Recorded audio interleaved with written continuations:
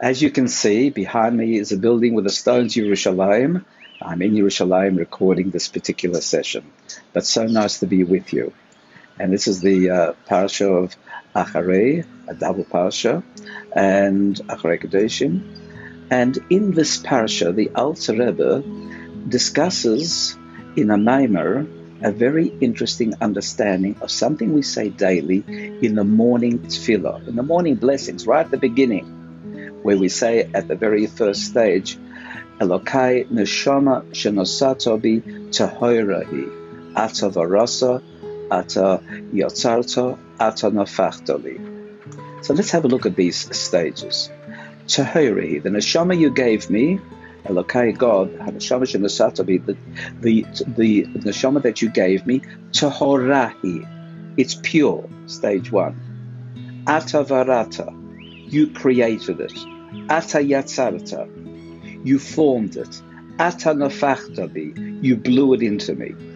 So there are 4 stages that we see in terms of the journey of the soul. The first stage, Tehorahi, means it's in the purity of connectedness to Hashem, where there's no item which is separate from Hashem. The Neshama and Hashem are still one. And that is, it's in absolute state of purity.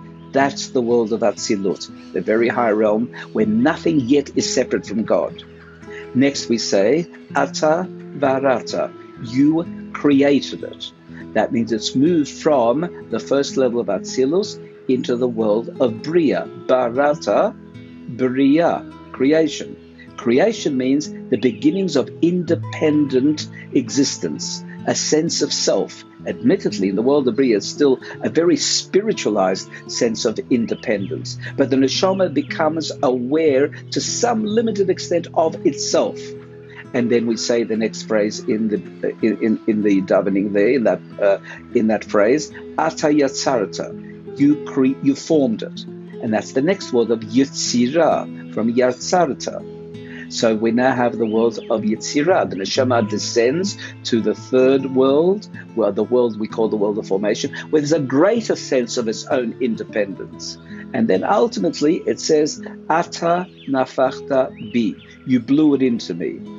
In other words, Hashem blew into the nostrils of Adam Harishon, and into the body which was formed in the earth came the animating force of the neshama, all the way down to the physical world. So isn't it interesting that right in the morning we repeat the 4 levels through which the neshama travels? But the point we're making here is that at the highest level, it's indivisible from God. There's no such thing even as a neshama. It's a latent potential within godliness itself.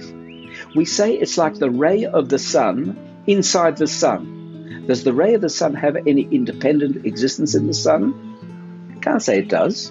And yet, when it moves out of the sun, it starts to be perceived. Initially, it's hard to distinguish, but you can distinguish it. And the further away it gets from the sun, the greater, the darker the background, the more you can identify it. And they're the 4 stages. So now you have a little bit more repertoire and understanding part of the davening of the morning. Let's see if we can use some meditative process to impress this on us. So gently close your eyes and become aware of yourself in a spaceship. Elon Musk has given you a free ride in a spaceship that's going to take you on a journey from Earth to the sun. And as you take off, you can clearly see the sun in the distance because you're so far that you're distinguished from the sun. As you get closer and closer, the sun gets bigger and there's greater brightness. And there comes a point as you're approaching the sun that it's so bright that you can't even open your eyes because it's painful. So you actually shield your eyes, still aware of yourself, but no longer visibility of the sun because you had to close your eyes.